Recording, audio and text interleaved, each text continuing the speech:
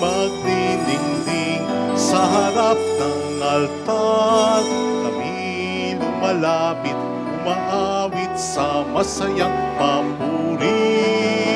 Sa harap ng altar, kami lumalapit, umaawit ng masayang papuri. Our help is in the name of the Lord, who made heaven and earth. Lord God, your church joyfully awaits the coming of its Savior, who enlightens our hearts and dispels the darkness of ignorance and sin. Pour forth your blessings upon us as we light the candles of this wreath.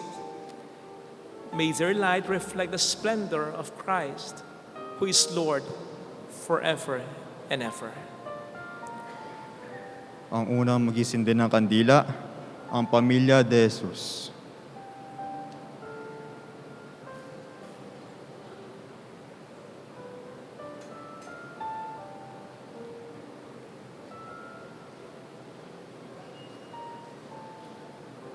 In the name of the Father, and of the Son, and of the Holy Spirit. Amen. The grace and peace of our Lord Jesus Christ, the love of God, and the fellowship of the Holy Spirit be with you all. And with your spirit. To prepare ourselves to celebrate the sacred mysteries, let us first call to mind our sins and ask the Lord for pardon and mercy.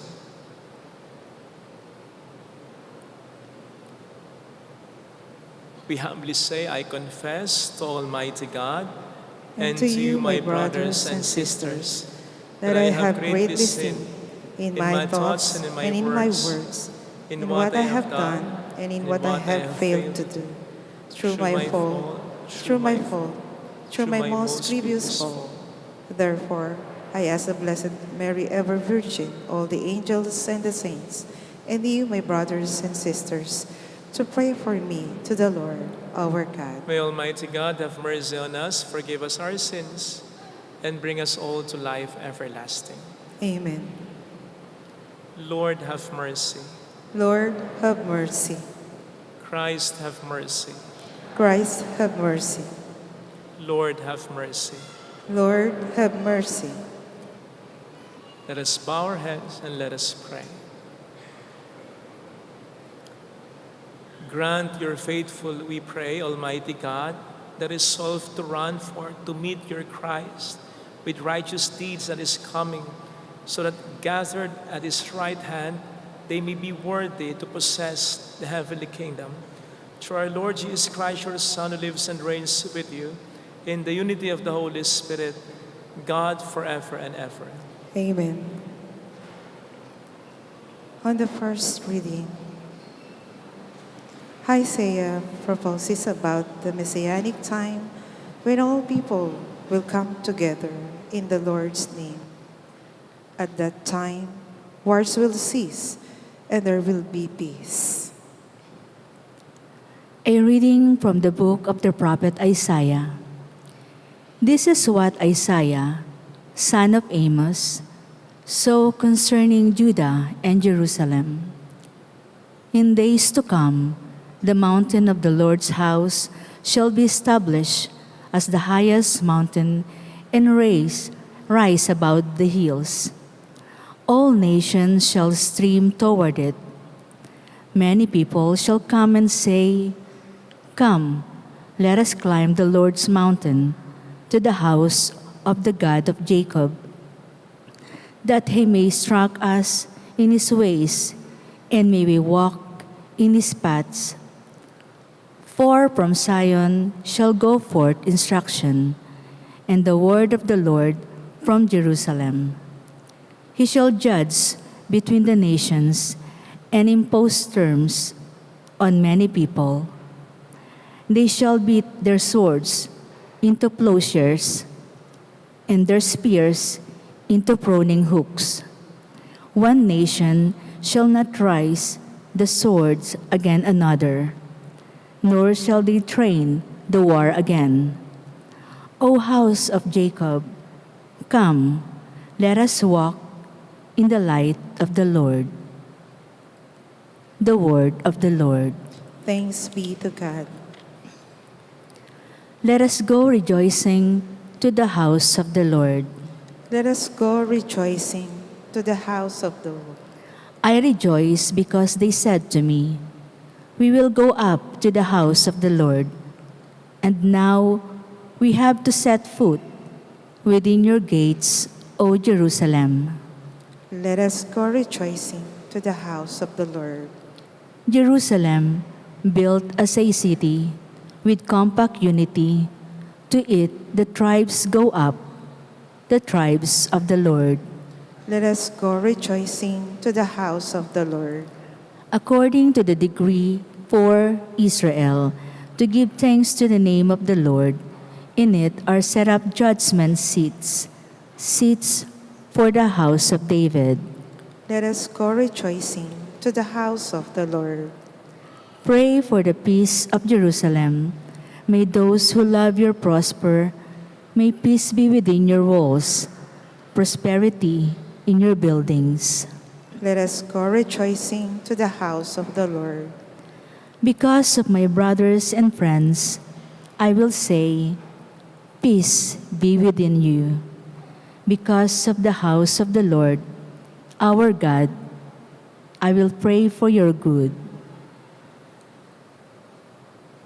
Let us go rejoicing to the house of the Lord. The second reading.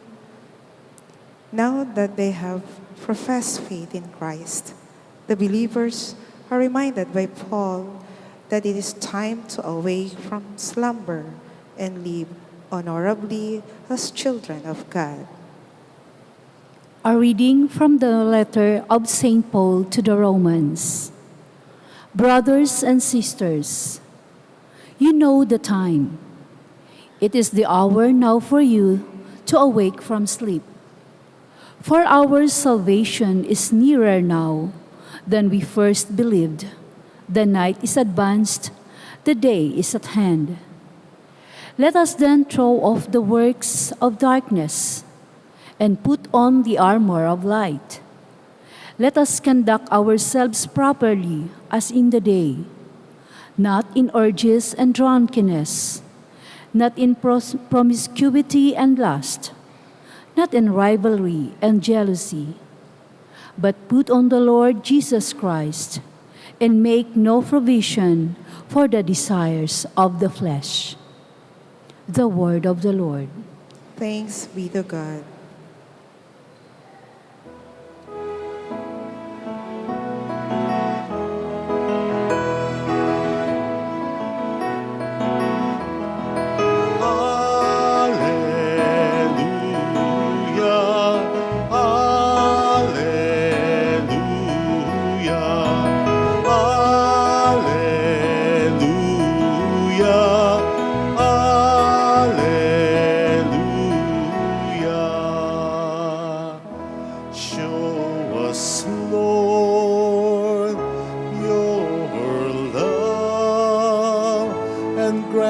Your salvation. Alleluia, alleluia, alleluia, alleluia.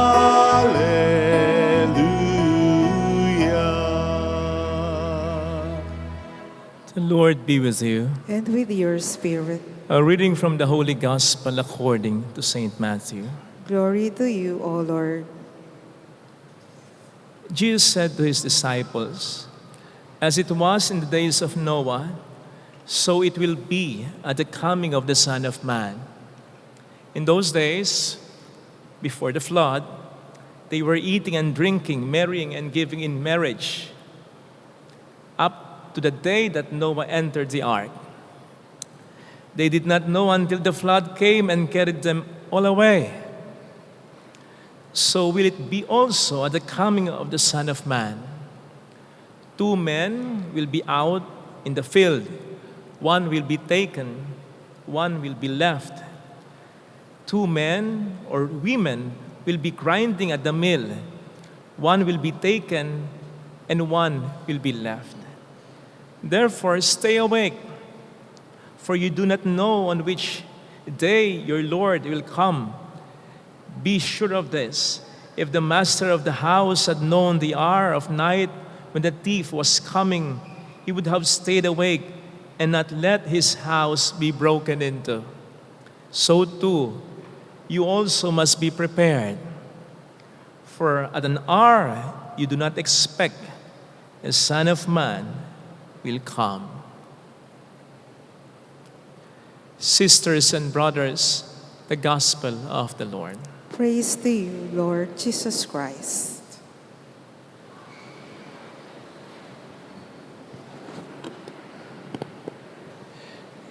Shout out sa mga kapatid nating OFW, gayon din sa mga matitinong sundalo at pulis. Ito pong laso na ito ay para sa inyo. Salamat po sa sakripisyo ninyo. Welcome sa Our Lady of Lasal at Quasay Parish, kung saan ayos lang umiyak at samahan tayo ng mahal na ina sa pag-iyak sa pagdarasal upang maging maayos ang lahat. Ano po ba ang kinakailangan para magising kayo? Huwag kayong sasagot sa akin ng kape, ha? Si Art kanina sumagot ng kape. Hindi, sabi ko, ang punto ko, ayos na ba na bulungan na lamang kayo o kinakailangan pang sigawan kayo? Ayos na ba na tapikin lamang kayo o kinakailangan pang tagukan kayo? Ayos na ba na ugain na lang ng konti ang hinihiga ninyo? O kinakailangan pang yanigin kayo para lamang magising kayo? Sinasabi ko po ito as an intro dahil may mga taong matitigas ang ulo. Ang tagal gumising o ayaw gumising. Ito yung mga taong minsan kinakailangan pang magkasakit ng malupa bago magising sa katotohanang pinababayaan lang kanilang kalusugan at abuso na sila sa kanilang katawan. Ito yung mga taong kinakailangan ma-kick out muna sa paaralan, mawalan muna ng trabaho bago magising sa pagiging pabaya ng mga ito. Ito yung mga taong kinakailangan munang mawalan o mawalay sa mahal sa buhay bago magising sa kanilang pagiging unfaithful at masama. Ito yung mga lingkod bayan na kinakailangan munang makakita na may sinasalantang kanilang mga kababayan ng kalamidad tulad ng bagyo. May nabaha, may nalunod, may namatay. Bago magising sa katotohanan, sira na ang kalikasan at kinakailangan nang itigil ang mga pagdatrosa at pagmimina na yan. But at least, sabi nga nila, nagigising pa rin. Okay? Pero kinakailangan pa ba talagang maranasan natin ang mga dagok na ito para lamang magising tayo? Hindi ba po pwedeng sa una pa lang, gumising na tayo? Ito po ang isa sa pangunahing mensahe ng mga pagbasa ngayon. Katulad ng sinasabi ni St. Paul sa ating second reading. Ang sabi ni St. Paul sa ating second reading, gising! Gumising sa pagkakatulog, gumising sa pagkakahimbing.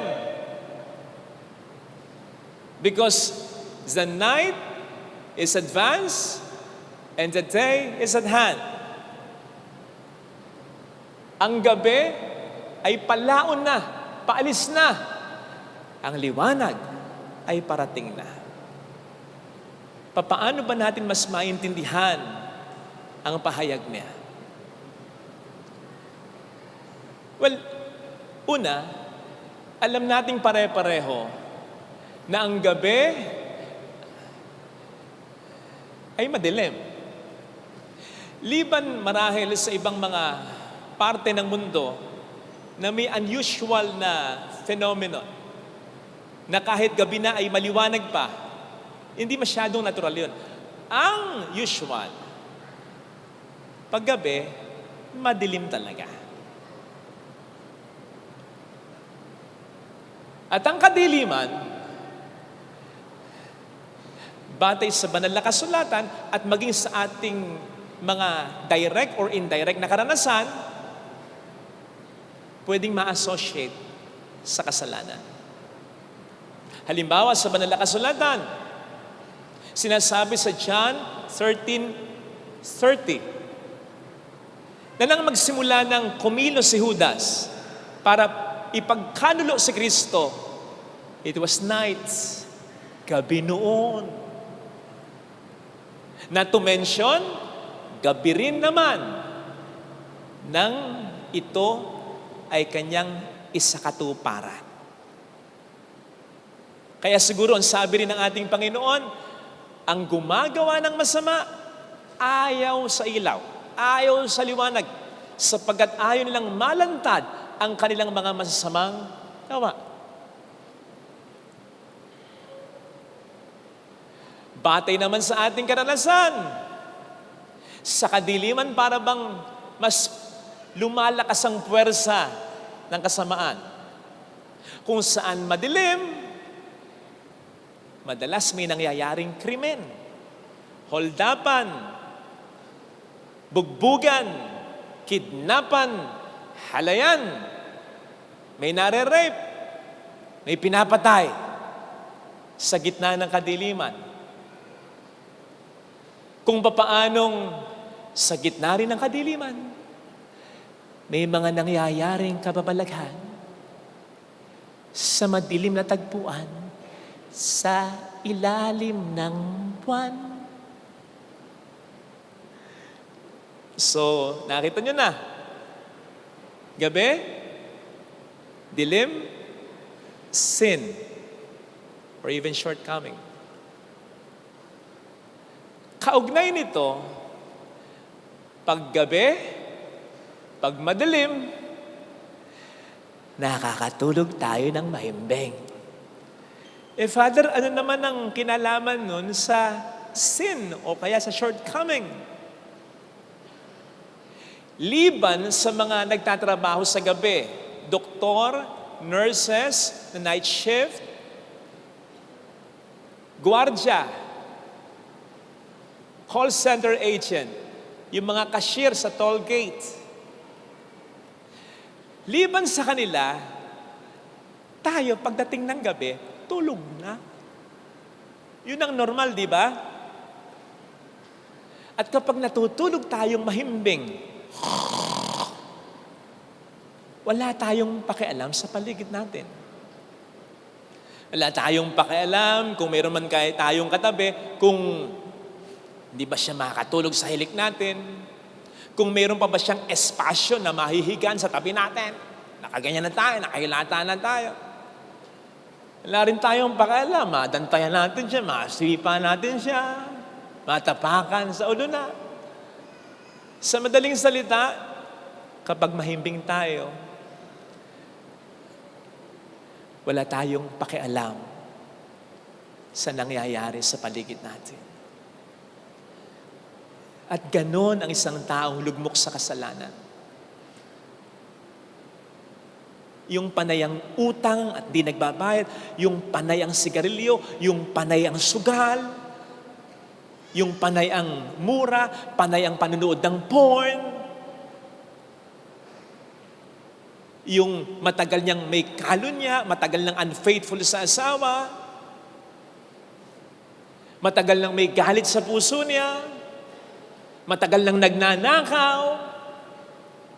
Ito yung mga taong parang tulog na pinaghehele ni Satanas sa kanilang kasalanan.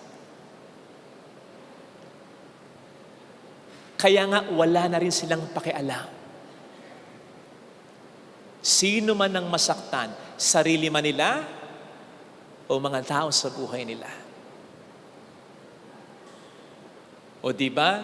Ito yung madalas nating sabihan, ano ka ba naman? Umayos ka nga. Tumilat ka nga.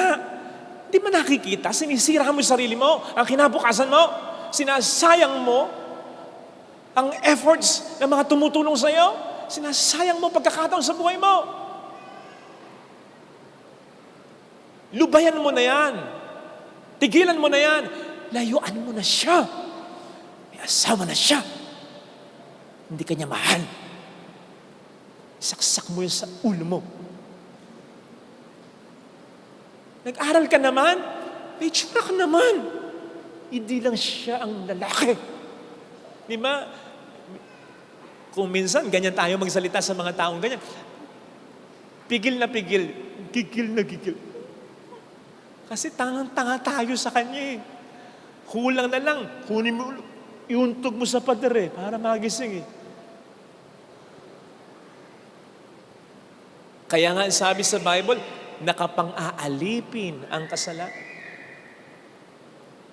At kaya nga sabi ni Kristo, patungkol sa atin, ang mga makasalanan, habang siya'y nakabayubay sa krus ng Kalbaryo, Ama, patawarin mo sila sapagkat hindi nila nalalaman ang kanilang ginagawa.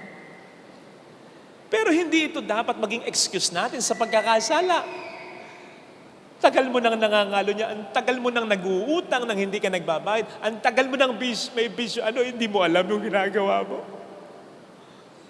Lalong-lalo na kung marami ang gumigising, nagpapaalala sa iyo.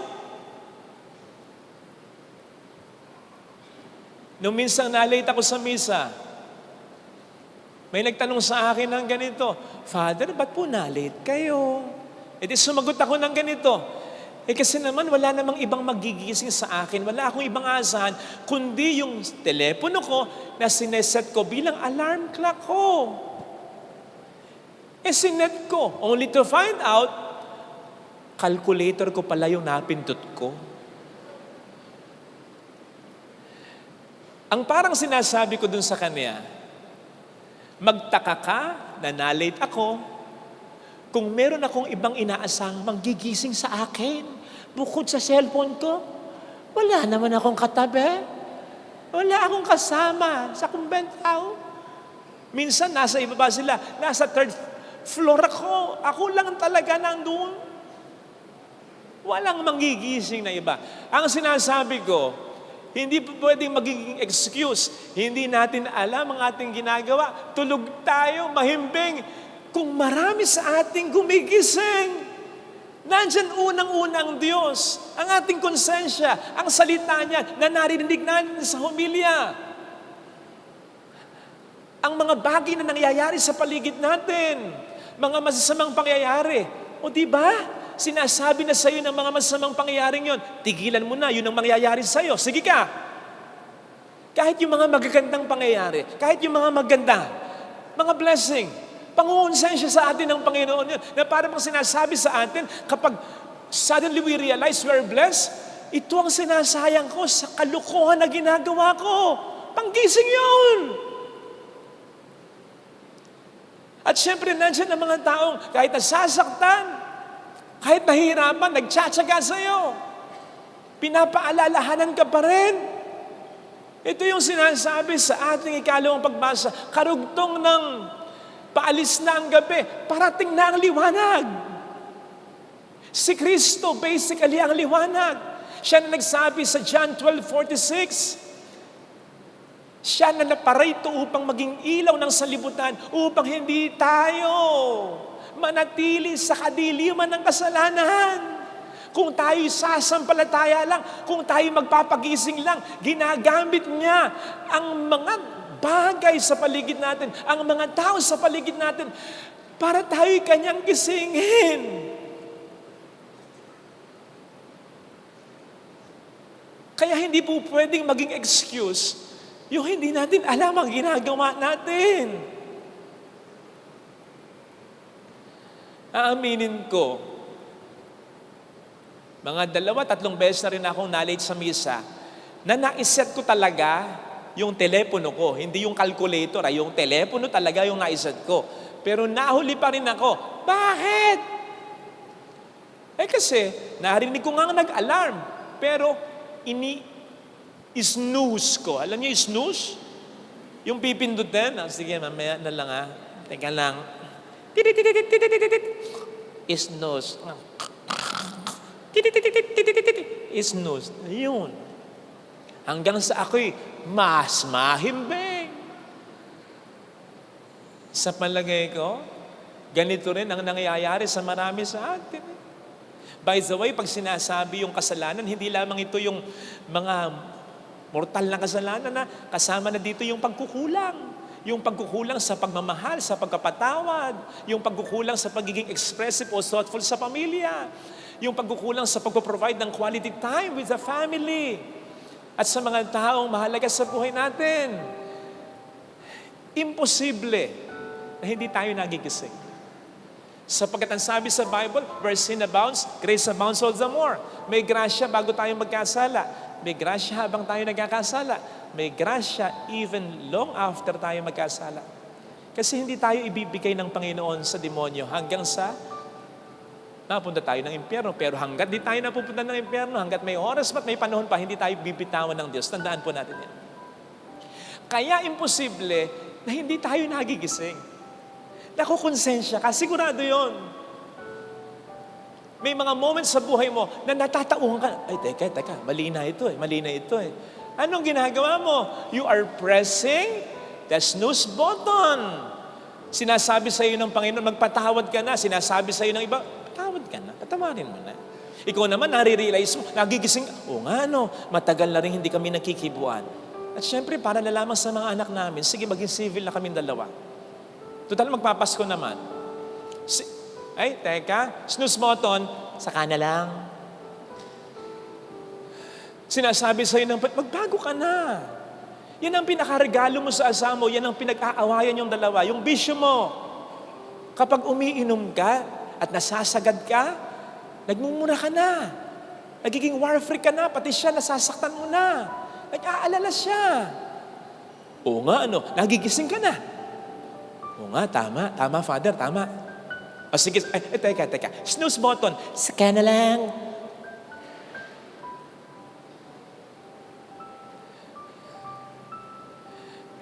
Parang, pag yung magigising na tayo at ayaw pa rin natin gumising. Ganun din kapag nagkakasala tayo. Yan ba namang nalulong sa anomalya sa flood control? Sigurado ko at certain moments, sinasabi na sa kanila, tama na. Grabe. Lahat ng flood control projects, substandard. Sa kahit isa hindi ka nagising, sa kahit isa hindi ka nakonsensya, wala kang ginawang perfect kahit isa. Nakita nyo na. Ganun nakaka-addict ang pagkakasala. Kaya nga, maliwanag yung sabi ng Panginoon sa mabuting balita. Ano sabi ng Panginoon sa mabuting balita? Stay awake. Sa literal na pag-asalin, manatili kayong gising. Kasi nagigising na tayo Nakukonsensya na tayo Kung bakit natutulog ka uli. Alam naman natin kung minsan, yung pangalawang pagtulog, mas mahimbing. Kaya sabi ng Panginoon, stay awake. Manatili kang gising. Sa una lang naman yung groggy ka Pero pilitin mo. Sa una lang naman hindi mo kontrolado yung sarili mo Sa una lang yun. Pero kapag pinilit mo, magigising ka na ng todo, ng sigurado. Ganon din, kapag ginigising tayo ng Panginoon natin, manatili tayong gising. At sa grasya at awa niya, mas matutulungan niya tayo na mas magising lang talaga. Na once and for all, tama na ito. Itutuwid ko na yung mga pagkakamali ko, pupunan ko na yung mga pagkukulang ko, aayusin ko na yung buhay ko.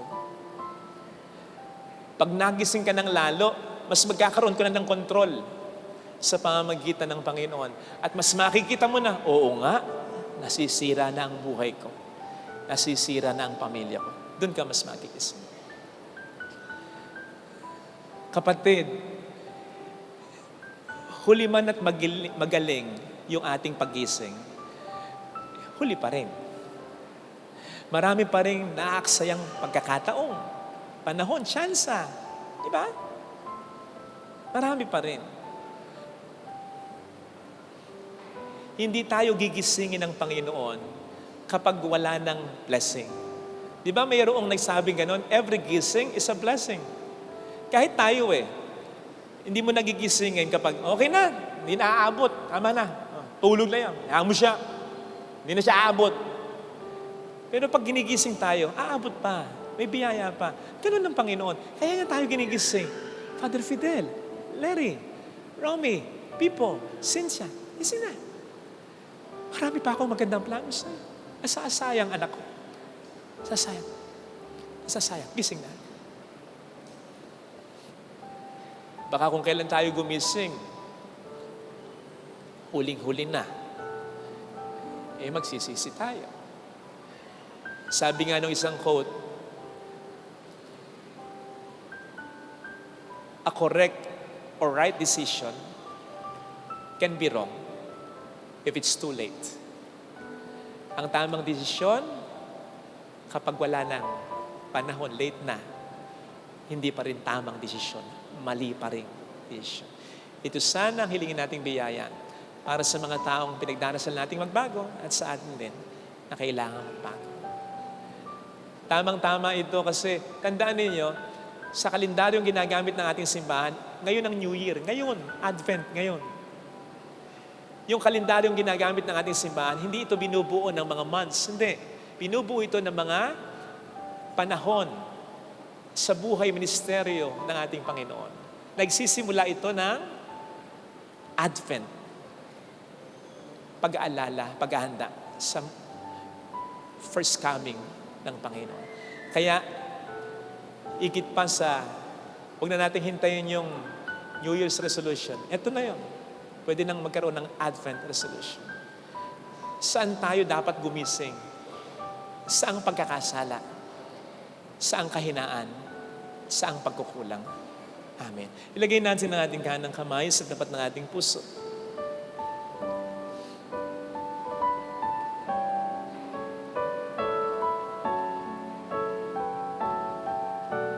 Awitin natin. Alam kong may magagawa ang Diyos.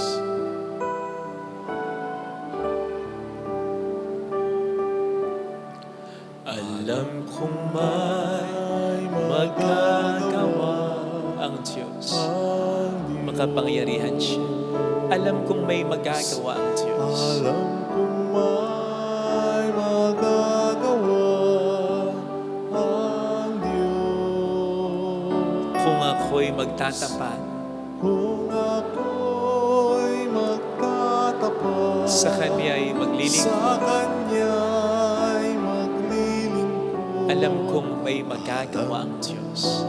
ay magagawa ang Diyos. Alam kong di ringgin ng Diyos ang samuko sapagkat anak niya. ng Diyos ang samo ko.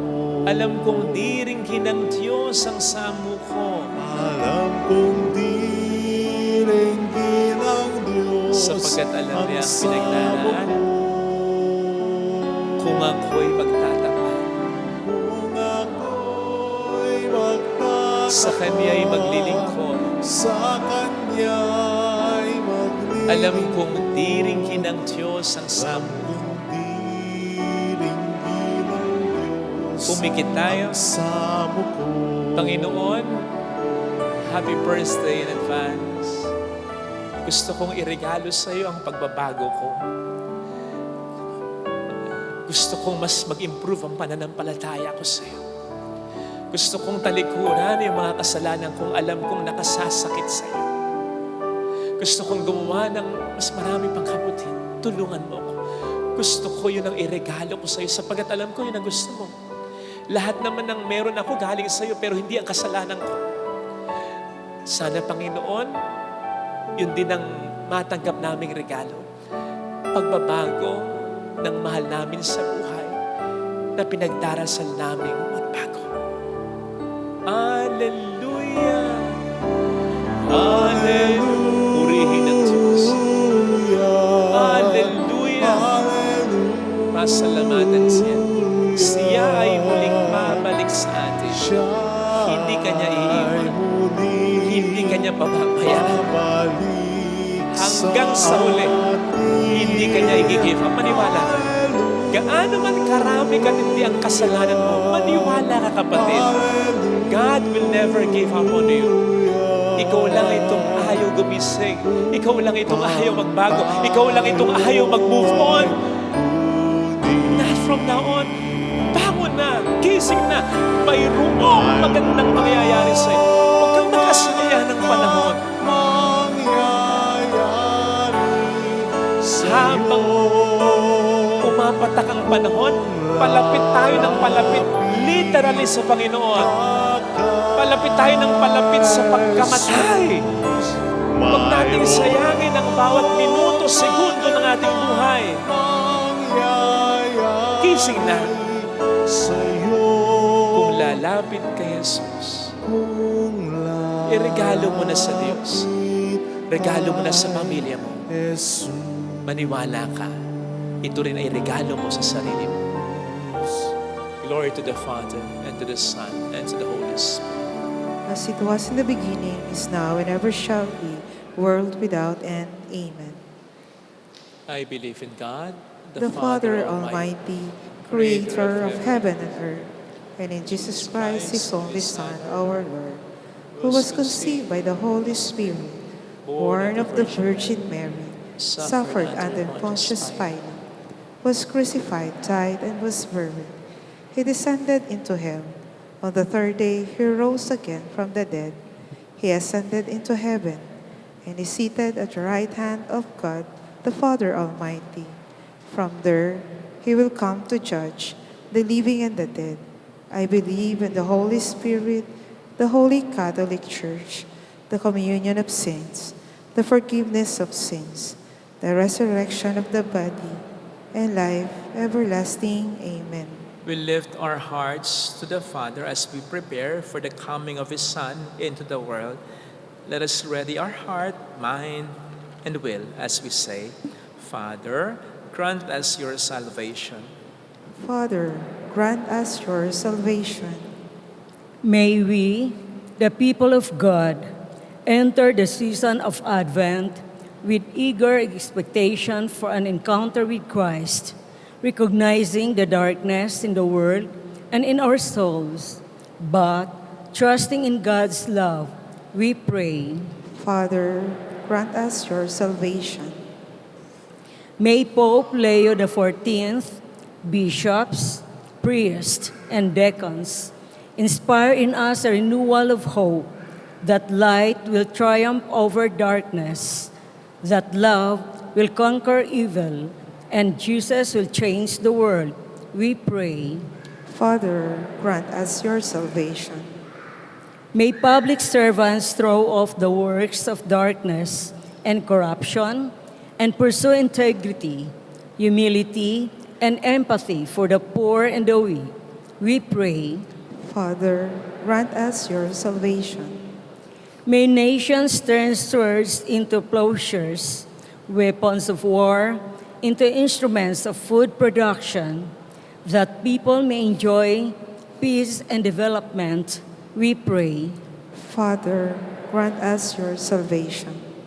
May those undergoing great suffering receive healing and consolation, and those who have departed from this life find rest in the Lord.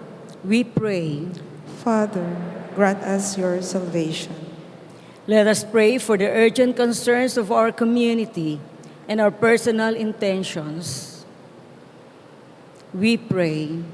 Father, grant us your salvation. God our Father, dismiss the distress from our hearts as we prepare for the coming of your salvation through Jesus Christ, your Son, and our Lord. Amen. Amen. Offertory.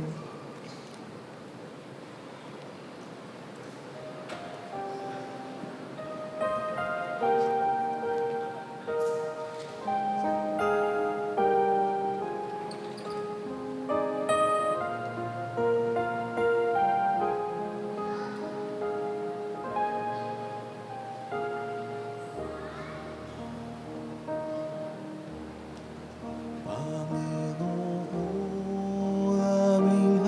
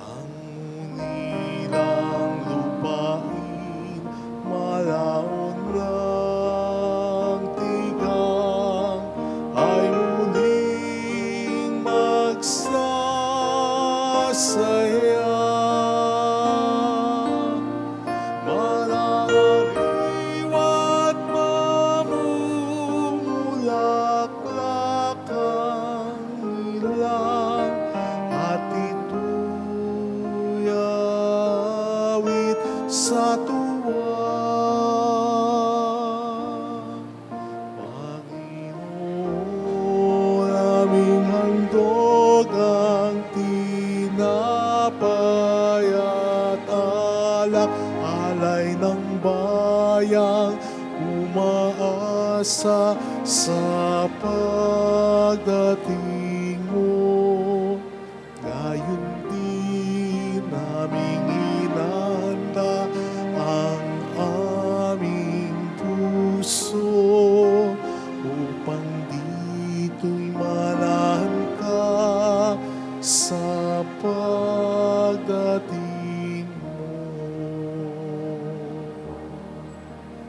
Huwag kang matakot, lakasan ang loob. Darating na ang Panginoong Diyos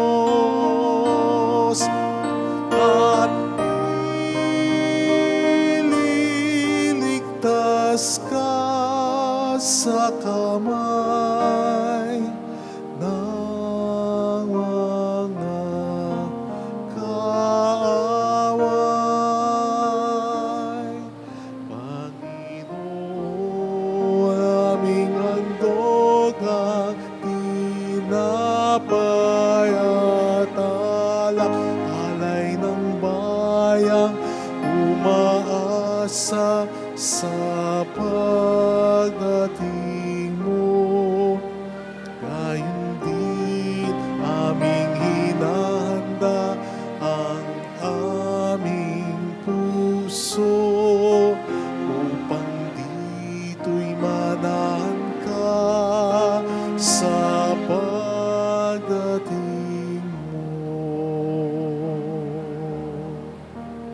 Ang dilang lupain, malaon ng tigang, ay muling magsasaya.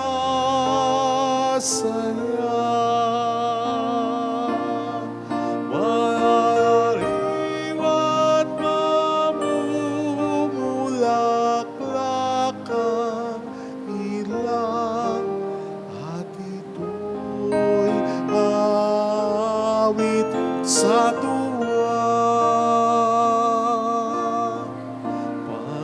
Panginoon, aming handog ang tinapay at alak, alay ng bayang umaasa sa pagdating mo. Gayon din aming hinahanda ang aming puso upang dito'y manahan ka sa pagdating mo. Huwag kang matakot, lakasan ang loob. Darating na ang Panginoong Diyos at ililigtas ka sa kamay ng mga kaaway. Panginoon, aming handog ang tinapay at alak, alay ng bayang umaasa sa pagdating mo.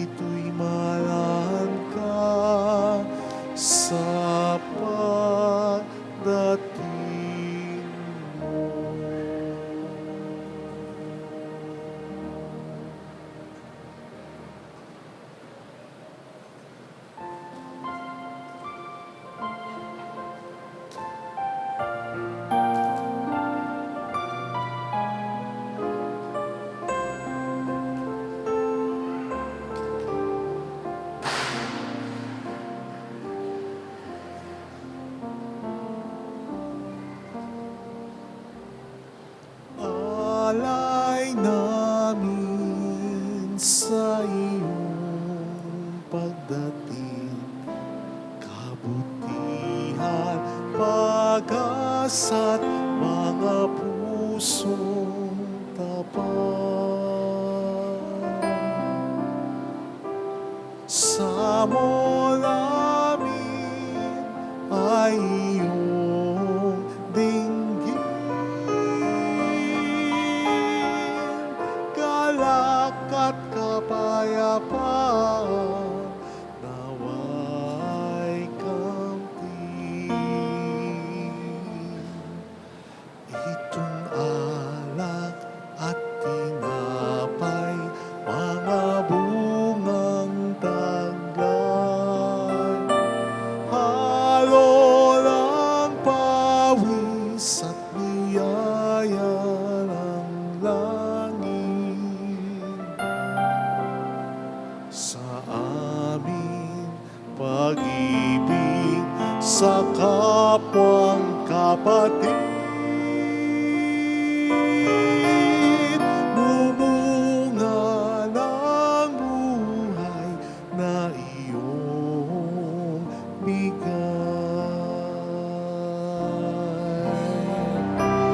Alay namin sa iyong pagdating, kabutihan, pag-asa at mga pusong tapat.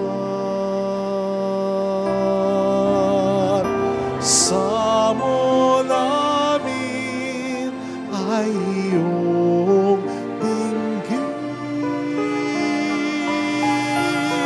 galak at kapayapaan nawa ay kamtin. Pray, sisters and brothers, that our sacrifice may become acceptable to God, the Almighty Father. May the Lord accept the sacrifice at your hands for the praise and glory of his name, for our good and the good of all his holy church. Accept, we pray, O Lord, these offerings we make, gathered from among your gifts to us, and may what you grant us to celebrate devoutly here below gain for us the prize of eternal redemption through Christ our Lord. Amen. The Lord be with you. And with your spirit, Lift up your hearts. we lift them up to the Let Lord. us give thanks to the Lord our God. It is right and just. It is truly right and just, our duty and our salvation, always and everywhere, to give you thanks.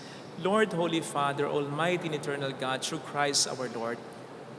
For he assumed at his first coming the lowliness of human flesh, and so fulfilled the design you formed long ago, and opened for us the way to eternal salvation.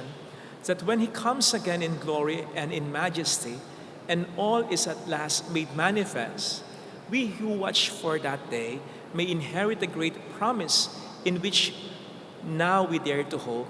And so with angels and archangels, with thrones and dominions, and with all the hosts and powers of heaven, we sing the hymn of your glory as without end we acclaim. Holy, holy, holy Lord God of hosts, heaven and earth are full of your glory. Hosanna in the highest. Blessed is he who comes in the name of the Lord. Hosanna in the highest.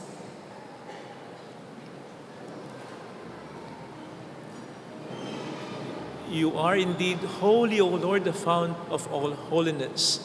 Make holy, therefore, these gifts, we pray, by sending down your Spirit upon them like a dewfall, so that they may become for us the body and blood of our Lord Jesus Christ. At the time he was betrayed and entered willingly into his passion, he took bread and giving thanks, broke it, gave it to his disciples, saying, "Take this, all of you, and eat of it. For this is my body, which will be given up for you."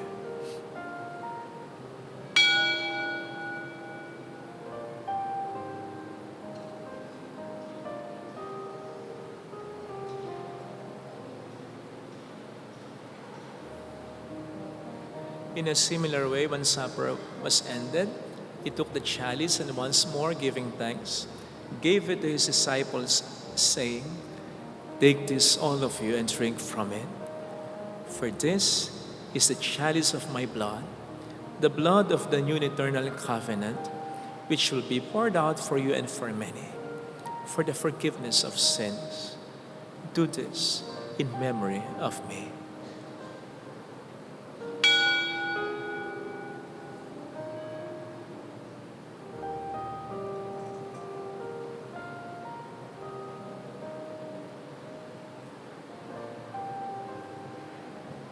The mystery of our faith.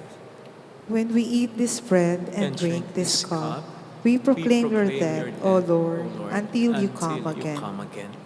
Therefore, as we celebrate the memorial of his death and resurrection, we offer you, Lord, the bread of life and the chalice of salvation, giving thanks that you have held us worthy to be in your presence and minister to you.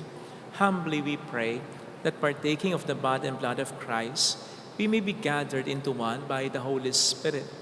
Remember, Lord, your church spread throughout the world and bring her to the fullness of charity, together with Leo, our Pope, and Dennis, our Bishop, and all the clergy. Remember also our brothers and sisters who have fallen asleep in the hope of the resurrection, especially those for whom we will now pray. Let us silently pray for our departed loved ones. And all who have died in your mercy, welcome them into the light of your face. Have mercy on us all, we pray, that with the Blessed Virgin Mary, Our Lady of Lazaret, Mother of God, Saint Joseph, her most chaste spouse, with all the blessed apostles and saints who have pleased you throughout the ages, we may merit to become co-heirs to eternal life and may praise and glorify you through your Son, Jesus Christ. Sa pamamagitan ni Kristo, kasama niya at sa Kanya, ang lahat ng parangal at papuri ay sa iyo, Diyos Ama, makapangyarihan, kasama ng Espiritu Santo, magpasa walang hanggan.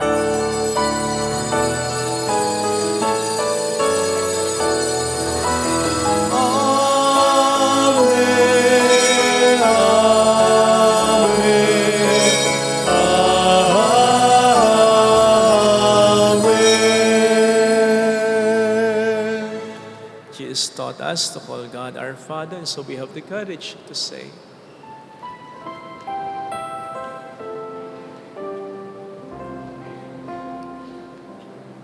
Our Father, who art in heaven, hallowed be thy name. Thy kingdom come, thy will be done, on earth as it is in heaven. Give us this day our daily bread, and forgive us our trespasses, as we forgive those who trespass against us. And lead us not into temptation, but deliver us from evil. deliver us. Lord, we pray from every evil, graciously grant peace in our days, that by the help of your mercy we may be always free from sin and safe from all distress, as we await the blessed hope and the coming of our Savior, Jesus Christ. For the kingdom, the power, and the glory are yours, now and forever. Lord Jesus Christ, who said to your apostles, "Peace I leave you, my peace I give you," look not on our sins, but on the faith of your church, and graciously grant her peace and unity in accordance with your will, who live and reign forever and ever. Amen. The peace of Jesus be with you always. And with your Let spirit. us offer one another the sign of God's peace. Kapayapaan po, peace be with you. Peace be with you.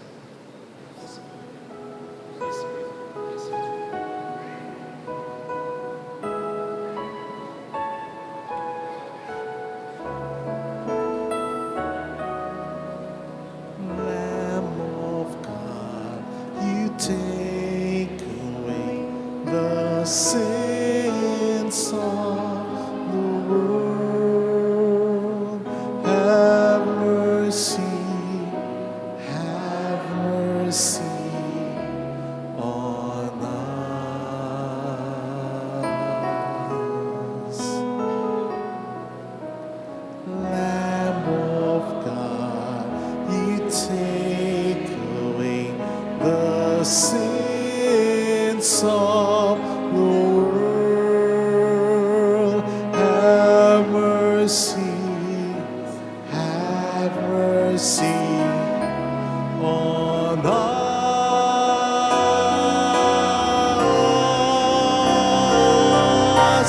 Lamb of God, you take away the sins of the world. Grant us peace. Grant us peace.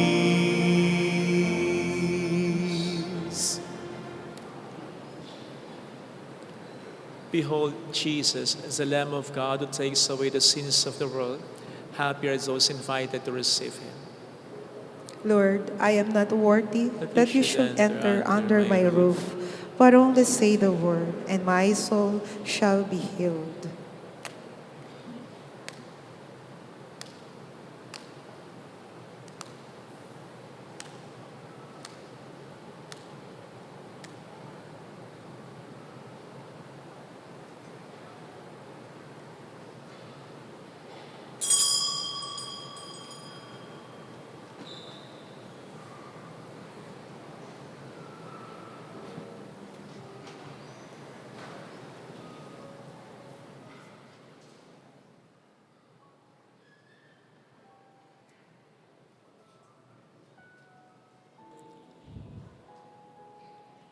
An act of spiritual communion.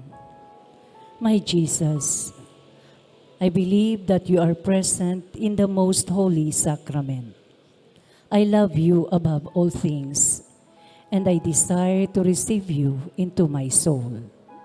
Since I cannot at this moment receive you sacramentally, come at least spiritually into my heart. I embrace you as if you were already there and unite myself wholly to you. Never permit me to be separated from you. Amen. At sabihin sa aking kawan na kanyang pagkaalipin ay natapos na at nabayaran na ang kanyang utang. Darating ang inyong Diyos, inyong makita ang karangalan.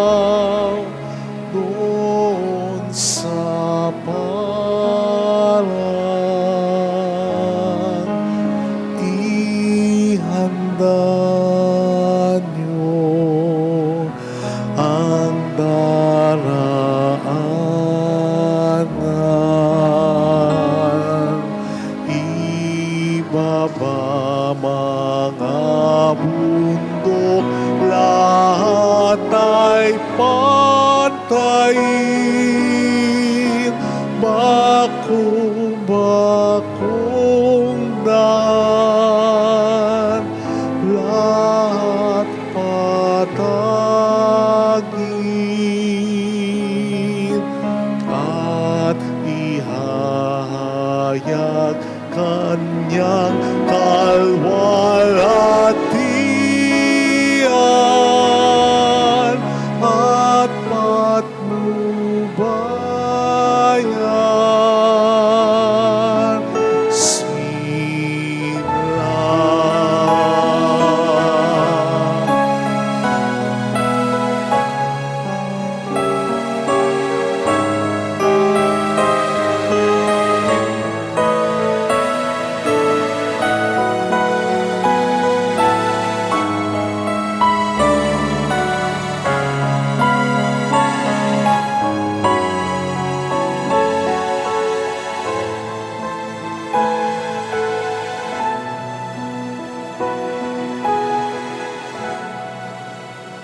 O Jerusalem, inyong ihayag at ikalat itong balita. Narito ang Diyos makapangyarihan at kalingain niya ang kanyang kawan. Lupa niya'y yakapin sa kanyang kanlungan at patnubayan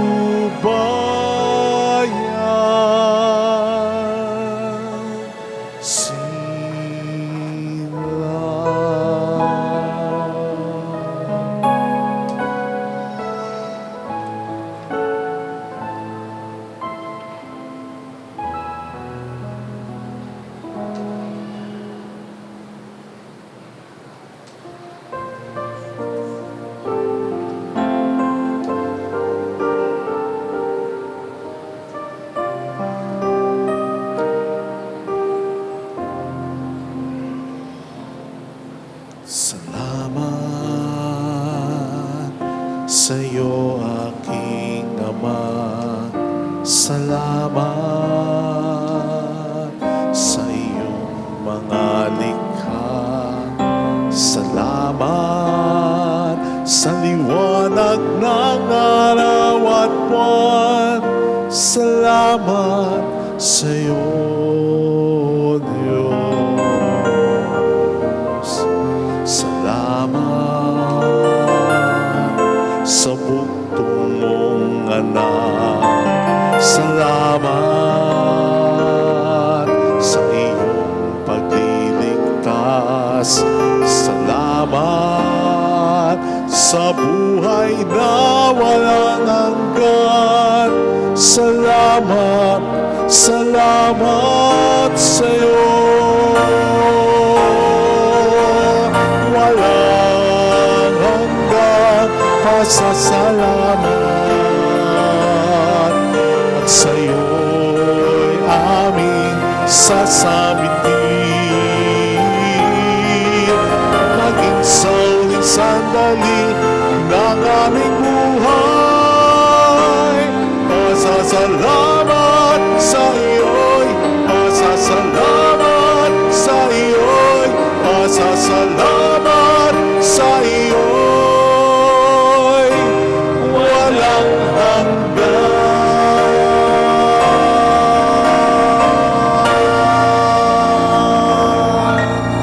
Let us pray.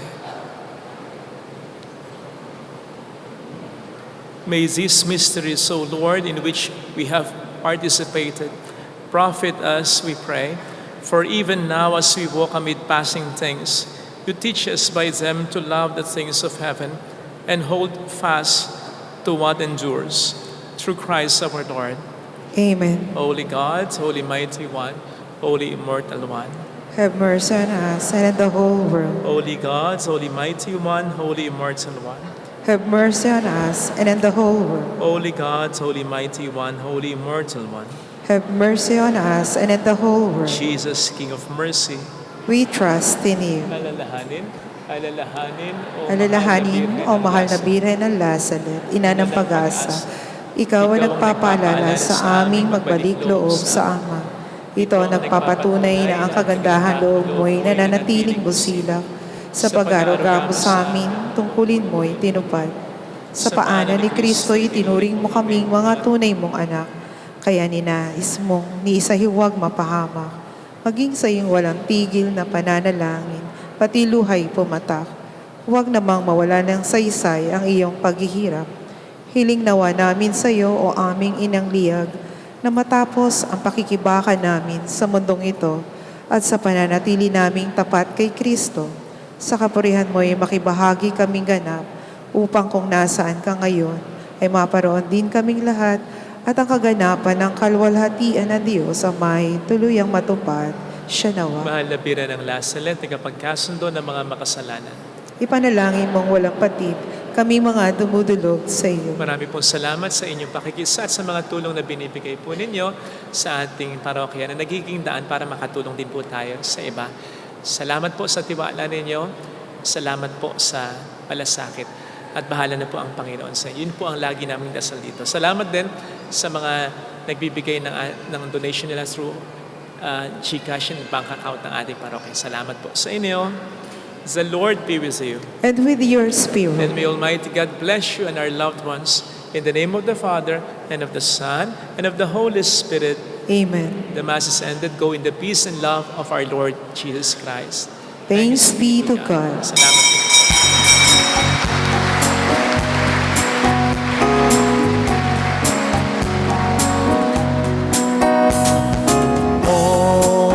On this day, O Mother of our Lord, we sing you praise for lighting up our way. Your tears did soften now the hearts of men, and they still do today. May our love for you bring comfort in your pain. On this day, O Mother of our Lord, we sing you